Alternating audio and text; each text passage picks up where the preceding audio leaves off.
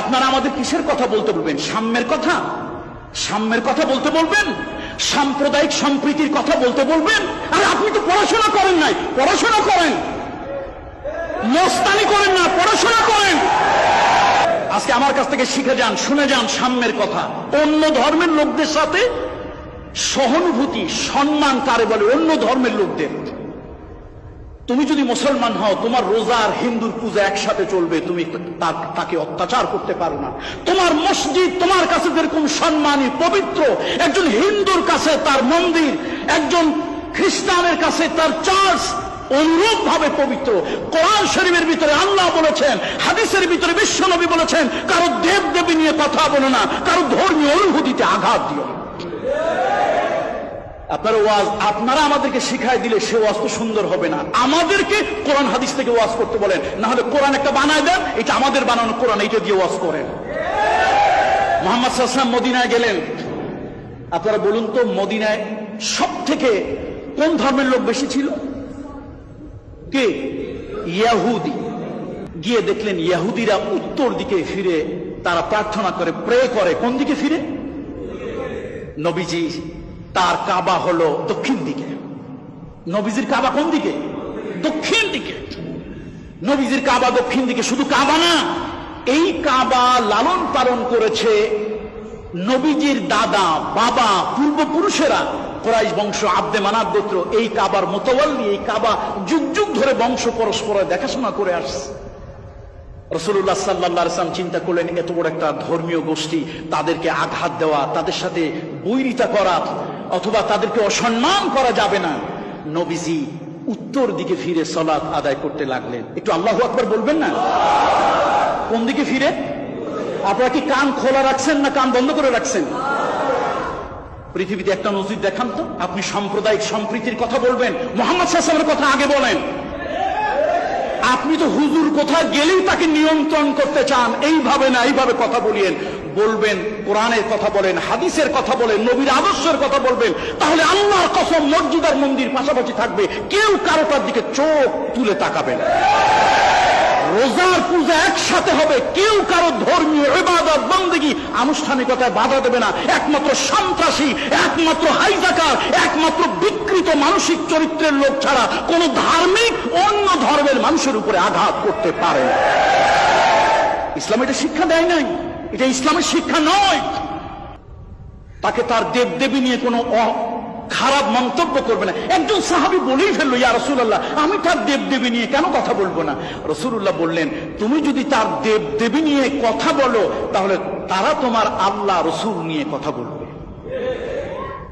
ইসলাম, আল্লাহু আকবার। বলতেছিলাম, সাম্য কাকে বলে, ভ্রাতৃত্ব কাকে বলে, সাম্প্রদায়িক সম্প্রীতি কারে বলে? কতদিন পর্যন্ত নবীজি উত্তর দিকে ফিরে নামাজ পড়লেন বলতে পারবেন কেউ? কত? 17 মাস। অ্যাপ্রক্সিমেট কত মাস? 17টি মাস। অথচ নিজে যেই কাবায় বড় হয়েছেন, লালন পালন হয়েছে, বাপ দাদা 14 পুরুষ, যে কাবার মুতাওয়াল্লি, কেয়ারটেকার হিসেবে কাজ করেছে, সেই নবী অন্য ধর্মের প্রতি রিসপেক্ট, অন্য ধর্মের প্রতি সহানুভূতি, অন্য ধর্মের প্রতি সহনশীলতা, অন্য ধর্মের প্রতি সাম্প্রদায়িক সম্প্রীতি। আজকে যদি মুহাম্মদ সাল্লাল্লাহু আলাইহি ওয়াসাল্লামের শিক্ষা আমাদের ভিতরে থাকতো, বলেন সাম্প্রদায়িক দাঙ্গা বাজা সম্ভব না অসম্ভব? প্রকৃত ধার্মিক পারে না। ধর্মের নামে যারা বাটপার, টাউটার, নামাজ রোজা একত্র পড়ে না, এই বাটপার গুলো ওই কাজ করতে যায়। কথা ঠিক কিনা বলেন? প্রকৃত ধার্মিক কখনো অন্যের উপরে সন্ত্রাসপনা, জঙ্গিপনা করে না, করতে ইসলাম বলেনি, ইসলামী আদর্শ শিখায়নি। দর্শক, অনেকদিন পরে একটা বক্তব্য পেলাম, যেটা আমি অনেকদিন ধরে বলে আসছি, যে যেভাবে ইসলামকে ব্যাখ্যা করা হচ্ছে এটা ইসলাম না।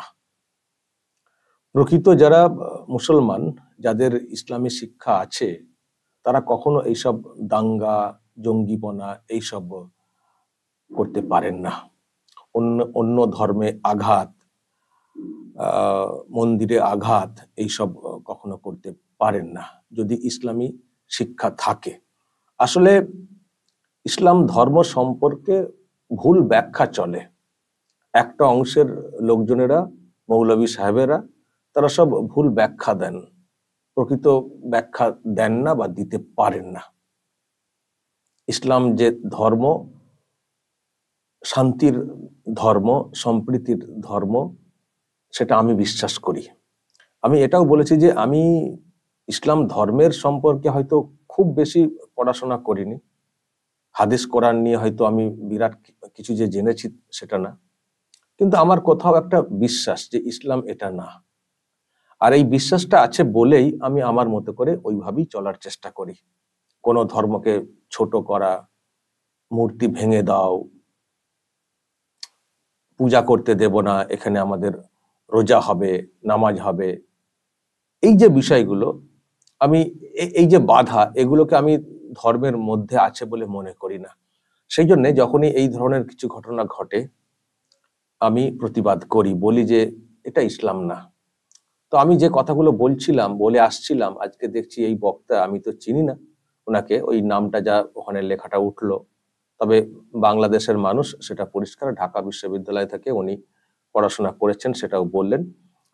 তো ওনার যে ব্যাখ্যা, যে বক্তব্য, আমি তো বলবো যে আমার মন ছুঁয়ে গেছে। মানে মন ছুঁয়ে গেছে বলতে এই জন্য, মানে আমার মনের কথাগুলো ওনার বক্তব্যের মাধ্যমে এসছে। আমি হয়তো ইসলামিক স্কলার না, কিন্তু উনি তো দেখে যা মনে হচ্ছে পড়াশোনা করেছেন, হাদিস কোরআন পড়াশোনা করেছেন।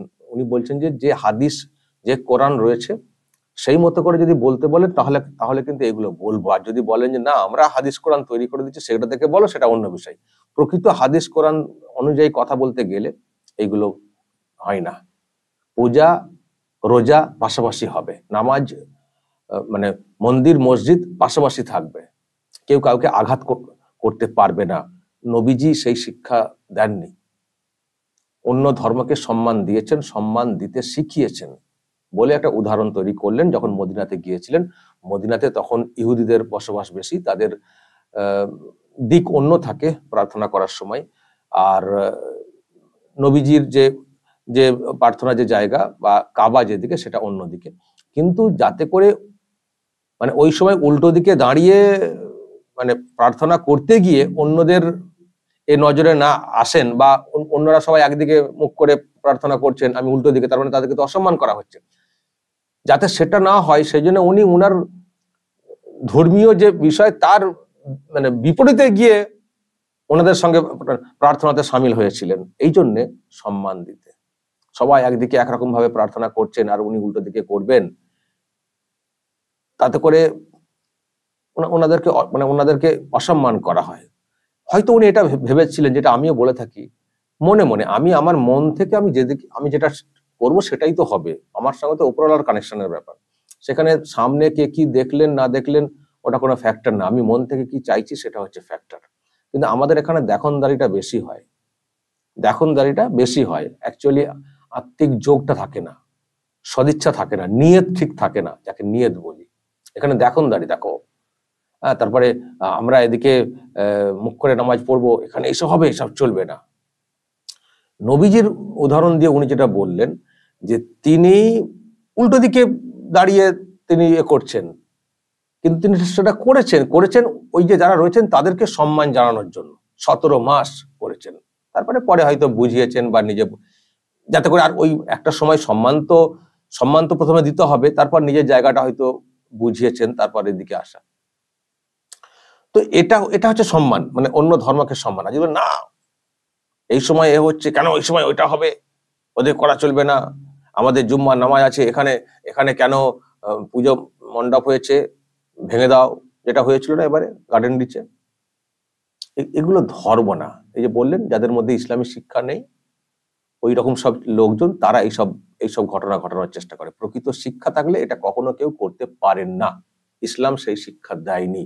অন্য ধর্মকে সম্মান জানানোর কথা বলেছে ইসলাম।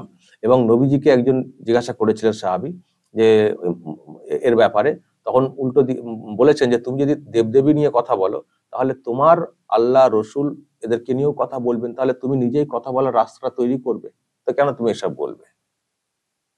অন্য ধর্মকে আঘাত করা এটা চলবে না। আর কি হয় আমাদের এখানে, পাশে মন্দির থাকলে আমাদের মসজিদে নামাজ হবে না, এই হবে না, সেই হবে না, এবারে পুজোর সময় দেখলাম বাংলাদেশে যে দুর্গাপুজো হয় 4-5 দিনের একটা অনুষ্ঠান, সেটাও করতে দেওয়া যাবে না, কারণ ওখানে ঈদের নামাজ হয়, সেই জন্য পাশে ঈদের নামাজ হয়, সেই জন্য করা যাবে না। আর এই মৌলভী সাহেব বলছেন রোজা পূজা একসঙ্গী হতে পারে, পাশাপাশি হতে পারে, রোজা পূজা পাশাপাশি হতে পারে, মন্দির মসজিদ পাশাপাশি থাকতে পারে, কোনো এ নেই। যে যার ধর্ম যে যার কাছে একে অপরের ধর্মকে সম্মান দেবে, রেসপেক্ট করবে, এটাই শিক্ষা দিয়েছে ইসলাম।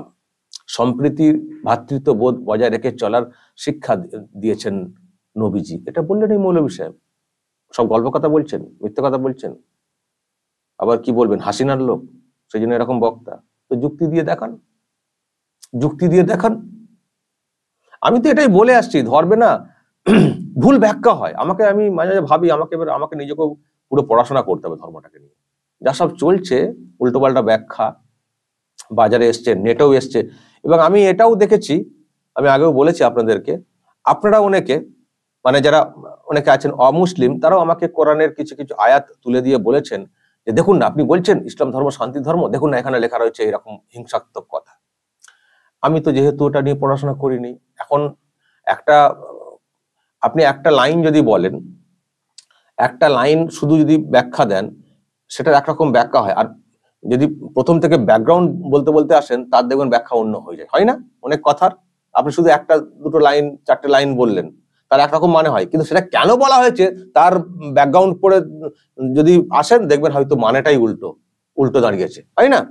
সুতরাং যেটা অংশ আমাকে তুলে দেন আপনারা, অ্যাকচুয়ালি তার আগে পিছে কি আছে সেটাও জানতে হবে, কি পরিপ্রেক্ষিতে কি জন্য বলা হয়েছে সেটা জানতে হবে। শুধু ওই এক লাইনে মানে বললে হবে না, শুধু এক লাইনের মানে ওরকম করলে হবে না। তো সুতরাং মনে হচ্ছে এগুলো আরো জানা দরকার, যেহেতু এইসব নিয়ে প্রচুর ভুলভাল মানে খবর ছড়াচ্ছে, মানুষের কাছে বার্তা যাচ্ছে, হিংসা ছড়াচ্ছে। এগুলো মনে হয় যে আরো পড়াশোনা সত্যি আমারও করতে হবে।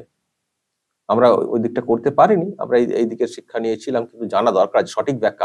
আমি বিশ্বাস করি এটুকু, যে এই ব্যক্তিকে আমার দেখে আরো বেশি বিশ্বাসটা জন্মাচ্ছে, যে যদি সঠিকভাবে পড়াশোনা করা হয়, সব দিক বিবেচনা করে পড়াশোনা করা হয়, তাহলে আসল বিষয়টা জানা যাবে। এবং সেটা প্রকাশ্যে এলে এই যে ইসলাম ধর্ম সম্পর্কে একটা এইরকম বাজে ধারণা দিনের পর দিন ছড়িয়ে যাচ্ছে, ইসলাম মানেই জঙ্গি একটা ধারণা তৈরি হয়ে যাচ্ছে, এটা হয়তো আটকাবে।